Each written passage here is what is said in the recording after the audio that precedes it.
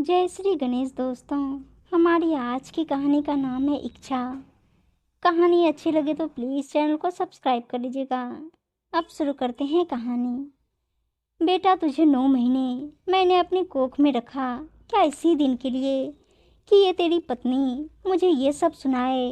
अम्मा जी अपने आंखों में आंसू भरकर बोली, अम्मा क्या छोटी सी बात का बतंगड़ बना रही हो। जब देखो बस एक ही बात, मैंने तुझे 9 महीने पेट में रखा, मैंने तुझे 9 महीने पेट में रखा, और कोई बात नहीं है क्या आपके पास। सुधीर चिढ़ते हुए बोला, हाँ बेटा, अब तो तुझे ये बात बुरी ही लगेगी ना। अब तेरी बीवी जो आ गई है घर में, अब तेरी अम्मा की इज्जत क्या है तेरी नज़रों में।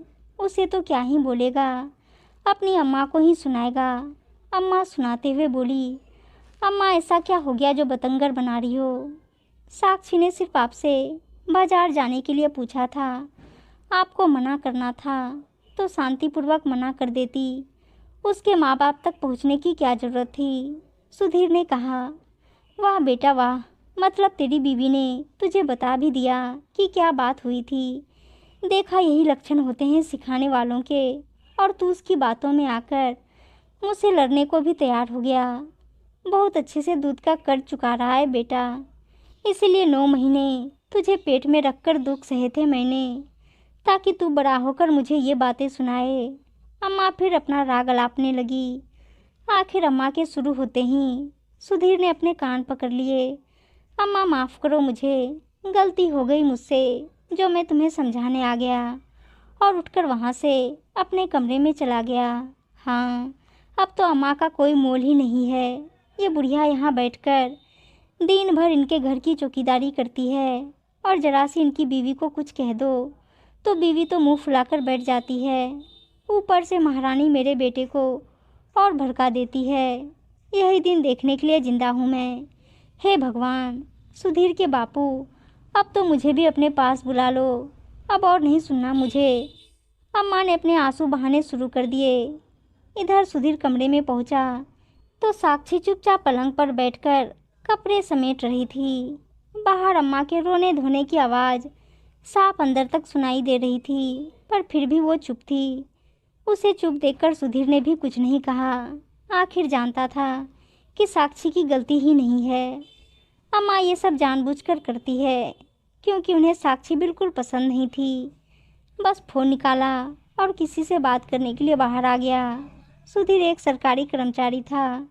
उसके पिता की सरकारी नौकरी में रहते ही मृत्यु हुई थी, तो उनकी जगह पर सुधीर की नौकरी लगी थी, और उसने सब कुछ अच्छे से संभाल लिया था। उसके घर में उसकी अम्मा और छोटी बहन मधु ही थी। पिता की मृत्यु के 1 साल बाद मधु की शादी उसने बड़े ही अच्छे तरीके से की थी। उसके बाद अम्मा जी सुधीर के लिए लड़का ढूंढ रही थी, क्योंकि सुधीर अब सरकारी नौकरी में था। तो अम्मा का सपना था कि उसकी शादी ऐसी लड़की से हो जो खूब सारा दहेज लेकर घर में आए। पर सुधीर साक्षी को पसंद करता था, जो उसके साथ ही कभी कॉलेज में पढ़ती थी।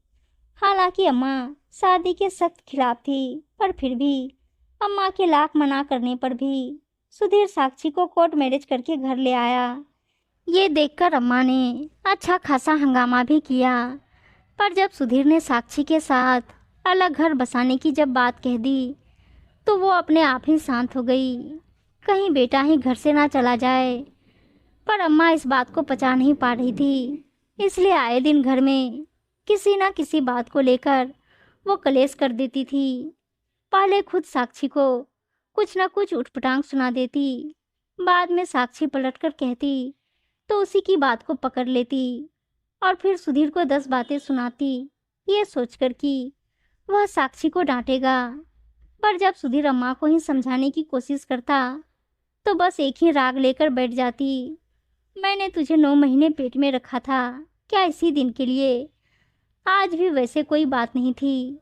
साक्षी को बस कुछ ज़रूरी सामान खरीदना था, इसलिए उसने बाजार जाने की सोची। सारा काम निपटाकर वो अम्मा के पास गई और उनसे बोली, अम्मा जी मैंने घर का सारा काम कर दिया है, अब मैं थोड़ी देर के लिए बाजार जाकर आ जाऊं, मुझे कुछ ज़रूरी सामान खरीदना है। यह सुनकर अम्मा ने उसकी तरफ ऐसे घूर कर देखा, जैसे उसने अम्मा की किडनी मांग ली हो। क्यों? बहुत मुफ्त का पैसा आ गया है क्या घर में, जो उड़ाने के लिए बाजार जा रही है? मेरे पास तो पैसे नहीं है तुझे देने के लिए। अम्मा जी, पैसा उड़ाने नहीं जा रही हूँ, ज़रूरी सामान खरीदने जा रही हूँ।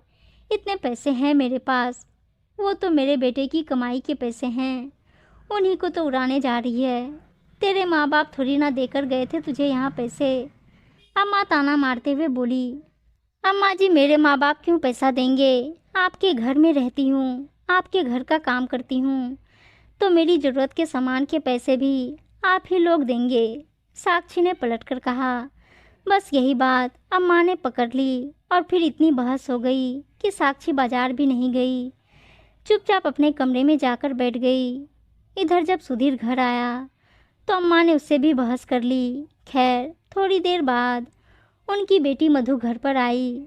उसे देखकर अम्मा बड़ी खुश हो गई, पर मधु तो मुंह फुलाकर सीधे अंदर आई थी और आते ही अम्मा के पास जाकर बैठ गई। अरे क्या हो गया तुझे? ना कोई प्रणाम ना कुछ और, मुंह फुलाकर आकर बैठ गई। क्या ससुराल वालों से लड़कर आई है? अम्मा, कह देती हूँ अब मैं वापस उस घर में नहीं जाऊंगी, मधु ने कहा। सुनकर अम्मा के दिल की धड़कन ही बढ़ गई। अरे क्या हो गया? ऐसी क्या बात हो गई जो तू वापस अपने ससुराल ही नहीं जाना चाहती? अरे इन सासुओं का कुछ नहीं हो सकता अम्मा।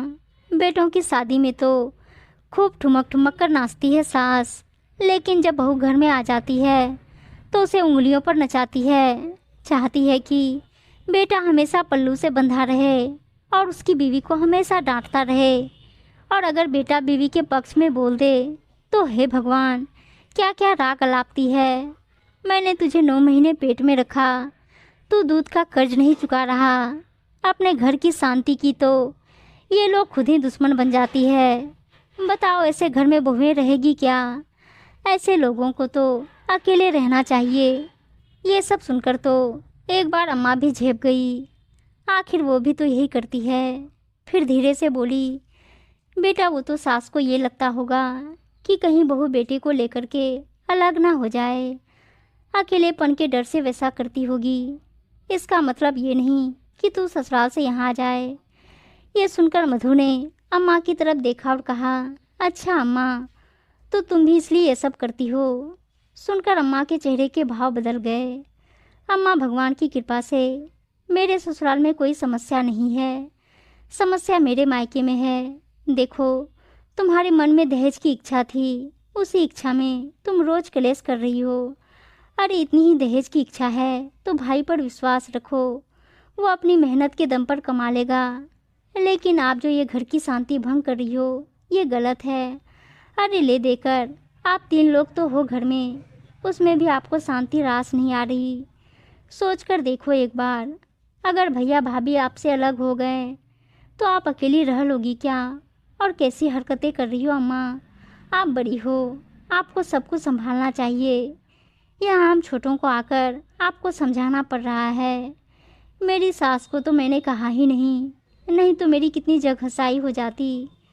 बेटे को फर्ज याद दिलाती रहती हो, तो आप भी तो अपना फर्ज याद रखो, थोड़ा तो बड़प्पन दिखाओ। याद रखना, बेटा बहू अलग हुए तो उसमें सारी गलती आपकी होगी, इसमें हम कुछ नहीं कहेंगे। आखिर मधु ने समझाया तो अम्मा चुप हो गई। उस दिन के बाद अम्मा ने ज़्यादा कुछ इस तरह का राग अलापा नहीं। उम्मीद है दोस्तों कहानी अच्छी लगी होगी, और अच्छी अच्छी कहानियाँ सुनने के लिए चैनल को सब्सक्राइब और वीडियो को लाइक शेयर ज़रूर कर दीजिएगा। धन्यवाद दोस्तों।